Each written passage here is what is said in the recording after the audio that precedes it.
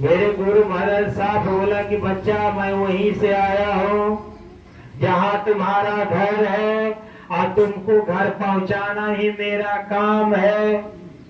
इधर गोस्वामी जी लिखते हैं साधन धाम मोक्ष कर द्वारा। और मेरे गुरु जी कहते हैं हम आए वही देश से जहाँ तुम्हारा धाम। बात को समझ सकते समझिए। रामायण मेरा कहता है शरीर मिला है घर जाने के लिए।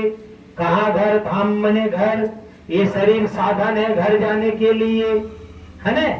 और मेरे गुरु जी कहते हैं कि हम आए हैं धाम से तुम्हारे घर से काहे के लिए? तुमको ले जाने के लिए। सीधी सी बात है, थोड़ा समझना है। तो एक धाम मतलब घर होता है, साधन मतलब व्यवस्था होता है। जैसे हमारा आपका शरीर है, अब इसको थोड़ा दूसरे तौर पर समझिए कि अगर यहाँ से हमको पटना जाना हो, पैदल चल जाएंगे क्या?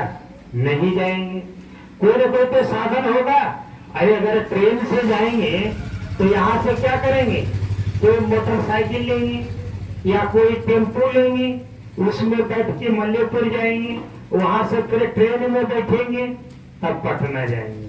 मेरे गुरु महाराज दो रास्ता बताए कि देखो बच्चा, जैसे तुम गांव से अगर शहर जाओगे, अगर दो पहिए का वाहन लोगे तो उस पर बैठोगे, जैसे मोटरसाइकिल, साइकिल। लेकिन अगर 4 या 6 पहिए का वाहन होगा तो उसके अंदर बैठोगे, जैसे ट्रेन, है ना।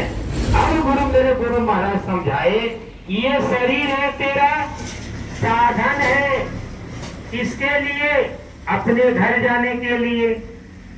अब जैसे शरीर पर बैठे, जैसे हम मोटरसाइकिल पर बैठ के जाएंगे शहर, और अगर पटना जाना हो तो ट्रेन में जाएंगे तो ट्रेन के अंदर। ऐसे मेरे गुरु महाराज ने समझाया कि बच्चा, तुम्हारे शरीर में जो जीवात्मा है उसको 3 गो आंख है, 3 गो नाक है, 3 गो कान है।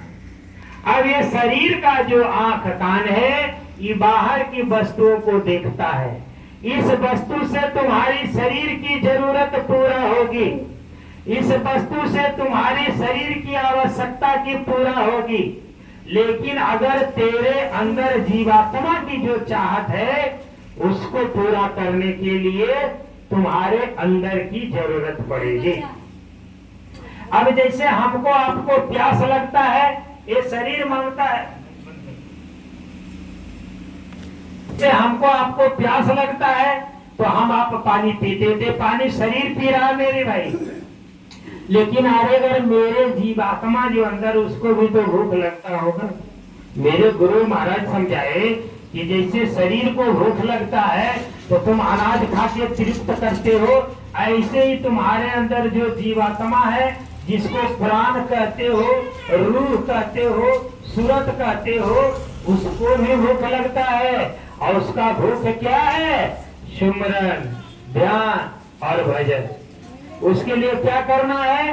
तो सुमरन, ध्यान, भजन जो है जीवात्मा का आहार है, तुम्हारे जीवात्मा का भोजन है। जैसे अगर आपको भूख लगा, आप भर पेट खा लीजिएगा, आपको ताकत हो जाएगा तो आप थोड़ा बलिष्ठ बन जाइएगा। ऐसे ही इस जीवात्मा के अंदर जब तुम्हारा सुमरन ध्यान का प्रवृत्ति बन जाएगा तो तुम्हारे अंदर की जीवात्मा में जागृति आ जाएगी, तेरा जीवात्मा जग जाएगा, तेरी अंदर की जो सूरत है वो जग जाएगी। और जब जग जाएगी तब अपने को बलिष्ठ अनुभव करेगी, तब उसका ताकत बढ़ेगा। और जब वो ताकत बढ़ेगा तभी तो अपना घर जा पाएगी, तभी तो ये शरीर रूपी साधन का मदद लेकर के अपने जीवात्मा को जगाया करो। इसीलिए रामायण में साफ लिखा है कि ये मनुष्य तन हमको मिला है अपने घर जाने के लिए। अब मेरे मालिक आए हैं उसी घर से जहाँ मेरा घर है। तो इस जीवात्मा का पिता परमेश्वर है, ये शरीर का पिता मेरे संसारिक पिता है। हम जिस घर में जाएंगे जिस घर परिवार में जन्म लेंगे वहाँ का वो व्यक्ति हमारे पिता हो सकते हैं, लेकिन हमारे अंदर जो जीवात्मा है इसका पिता वही मालिक होगा। चाहे हम किसी जाति में, किसी धर्म में, किसी मजहब में जाके हम जन्म ले लें, मेरा शरीर का पिता बदलेगा लेकिन मेरी जीवात्मा का पिता नहीं बदलेगा। मेरा जीवात्मा का पिता वही अनामी प्रभु सतपुरुष है। जय